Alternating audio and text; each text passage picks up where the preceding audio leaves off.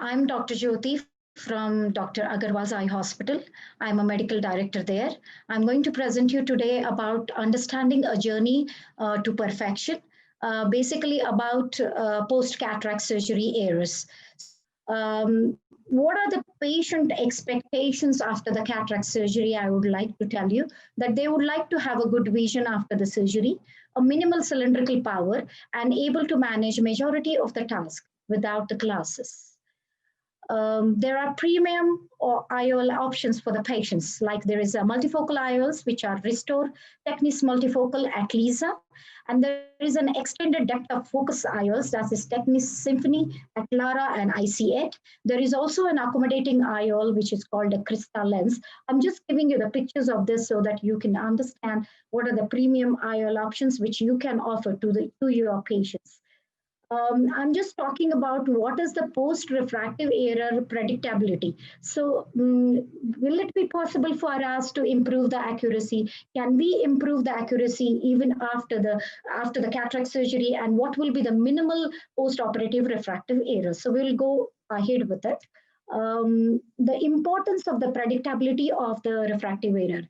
I'll just tell you about it that the cataract surgery has advanced over the years now, and all of you know about it, and the expectations are increasing because most of these patients google around, and now the surgeons want to be able to predict even their post-operative refractive error, what it would be for the patient. We are also aware that 1 millimeter can cause about 3 diopters of variation in the post-operative results. So what are the standards? So standards, like various journals which have reported the following standards in the cataract surgery. 85% of the patients with plus or minus 1 diopters is acceptable. WHO guidelines suggest that 80% of the patients having the vision of 618 and more. There are 3 or 4 articles which are reporting about post-operative vision of 612 to 66, mention around 64% to 80.9% of the results. So actually, I'm going to talk about the biometry, and I'm going to tell you the different kinds of biometries which can be done and which can cause some errors, and how we can stop those errors there. So we have a contact A-scan, which everybody is familiar with. In A-scan biometry, one thin parallel sound beam of 10 hertz is emitted from the probe tip, with an echo bouncing back into the probe tip as the sound beam strikes each interface. An interface is a junction between any two media of different densities and velocities. And this is mapped in graphical representation, and whereby we can get different biometries, different results, and we choose out of it, like 5 or 10, and out of that we can choose one of the ones which is the common, which even the machine can detect for us, which is the best. We will come to the immersion A-scan, which most of the people are not doing. I'm doing an immersion scan at Agarwal's. Immersion A-scan biometry technique determines the axial length of the eye without the probe, which is touching the cornea. It requires some water. Instead, the ultrasound beam is coupled to the eye through the flute, so that water is there, water flow is there. Because there is no corneal compression, the displayed result more closely represents the true axial length of it. Immersion biometry has been one of the best biometries and accurate biometries at the moment. There is an optical biometry which uses low coherence reflectometry. It results in highly accurate measurements of the eye using light in comparison to sound. So all this time we have used the sound, now we are using the light. The added benefit it is that it is non-contact, same as the immersion, and can be done without topical anesthesia.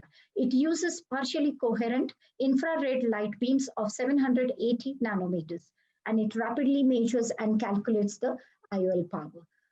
The sources of error in the optical biometry: whenever there is a dense cataract, corneal scarring, posterior subcapsular cataract, ARMD, patients with the mobility problems, that is when we will have problems in the errors in the optical biometry. It is estimated that about around 10% of the patient would require measurement with the ultrasound even after doing the optical biometry.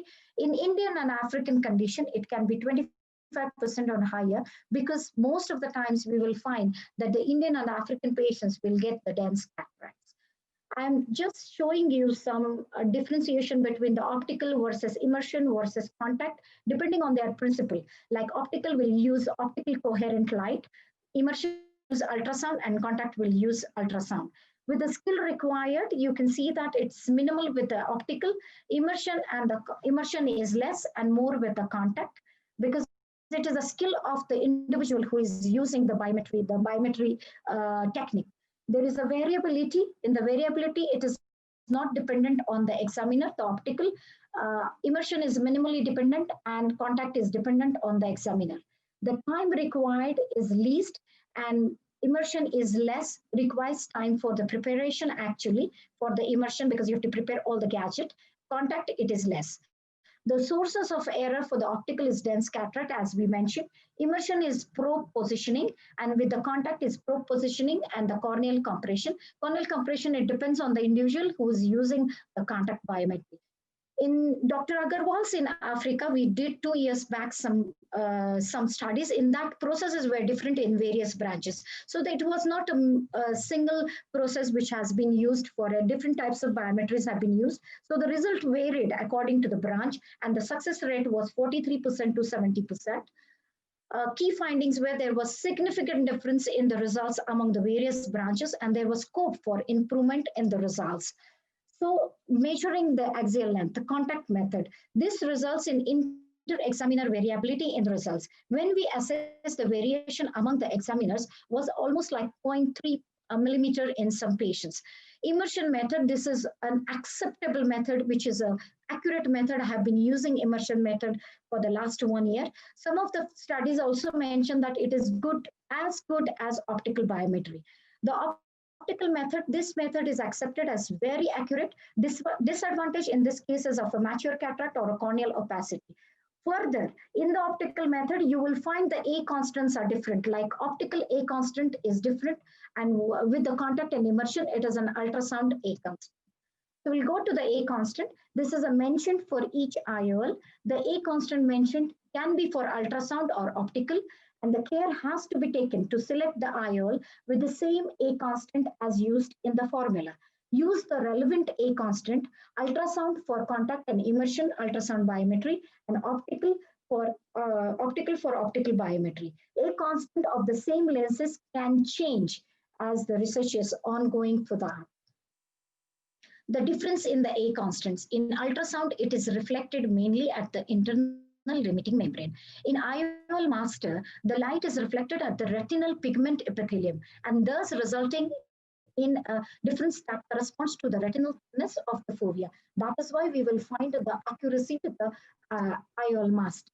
I have given you the sample of the A constant. There are different types of A constants for the lenses, the companies, the optical and the ultrasound. A constants differs. So which formula to use? All the formulae generally work well with within the axial length range of 22 millimeter to 26 millimeter, as the computation is based on average axial length of 23.5 millimeter. The studies have suggested axial length less than 22, we should use Hofer cube formula. Axial length between 22 to 25, we can use SRKT formula. Axial length more than 25, we should use Holade or SRKT formula. Current status is 85% or plus accuracy, 90% plus accuracy if we consider the international standards. If we use one of these formulas, the A constant is proper, and we are using according to the axial length, the formulas. To summarize, the biometry, immersion or the optical biometry is one of the best biometries, the accurate biometries for your patients. The lens selected to verify the A constant, which is based on the calculation and the formula according to the axial length. The main thing to take away is that immersion biometry is equivalent to the optical biometry. Improving the predictability. Analyze your current surgical results. You can analyze your surgical results, assess the cause of the variation. Where is your variation occurring? Try with the new process, and you can assess the results after implementing the change. Delight your patient. So you can delight your patient by minimizing the errors, the sources of errors according to the biometry, and we can delight the patients. And if you have any questions or anything, I'll be delighted to answer for this. Thank you for allowing me to give this presentation.